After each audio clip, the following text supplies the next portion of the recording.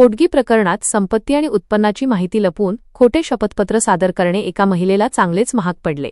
स्वतःच्या नावावर असलेली शेतजमीन व उत्पन्नाचे साधन लपवल्याचे सिद्ध झाल्याने नांदेडच्या कौटुंबिक न्यायालयाने संबंधित पत्नीचा पोटगी अर्ज फेटाळून लावला आहे।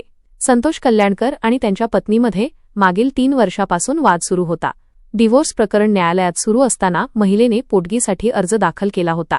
पोटगी प्रकरणात पती पत्नी या दोघांनाही आपापल्या उत्पन्नाचे व संपत्तीचे विवरण सादर करण्याचे आवश्यक असते। संतोष यांनी न्यायालयात उत्पन्नाचे विवरण दाखल केले, मात्र महिलेने स्वतःच्या नावावर असलेली 3 एकर शेतजमिनीची माहिती न्यायालयापासून लपवून ठेवली। ही बाब ॲडव्होकेट मंगल शिवराज पाटील यांनी निदर्शनास आणून संतोष यांची बाजू मांडली। न्यायाधीशाने खोटे शपथपत्र दाखल करून दिशाभूल केल्याने पोटगीचा अर्ज फेटाळला।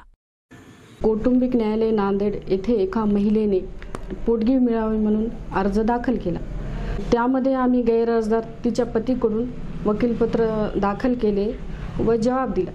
त्यानंतर न्यायालयाने दोघांनाही सांगितले की दोघांचेही त्यांच्या नावे असलेली संपत्ती, प्रॉपर्टी व इतर जे काही मालमत्ता असेल त्याचे शपथपत्र न्यायालयामध्ये दोघांनीही दाखल करावे।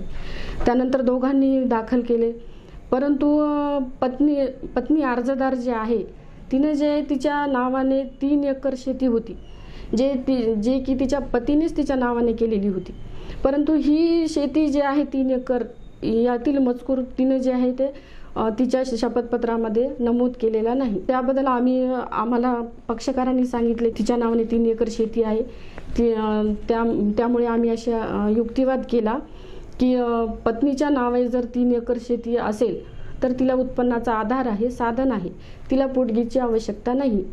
त्यामुळे दोन्ही पक्षकाराचा युक्तिवाद, दोन्ही वकिलांचा युक्तिवाद न्यायालयाने ऐकला आणि त्यानंतर न्यायालयाला निष्कर्ष निघाला की तिच्या नावाने 3 एकर शेती आहे। ही बाब तिने न्यायालयापासून लपवून ठेवली व तिने शपथपत्रात ही बाब लपवून ठेवली व न्यायालयाची दिशाभूल केली।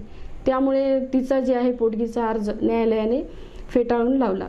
मला वाटते हे महाराष्ट्रातील चुकीचे किंवा खोटे शपथपत्र दिल्याबद्दल हे न्यायालयाचे पहिलेच प्रकरण आहे। सुप्रीम कोर्टाचाच आदेश आहे की खोटं पत्रात जर तुम्ही चुकीची किंवा खोटं शपथपत्र दिलं तर त्यास 3 वर्षाची शिक्षा आहे आणि पक्षकारांनी जे आहे ते न्यायालयासमोर स्पष्ट आणि खरे शपथपत्र द्यायला पाहिजे।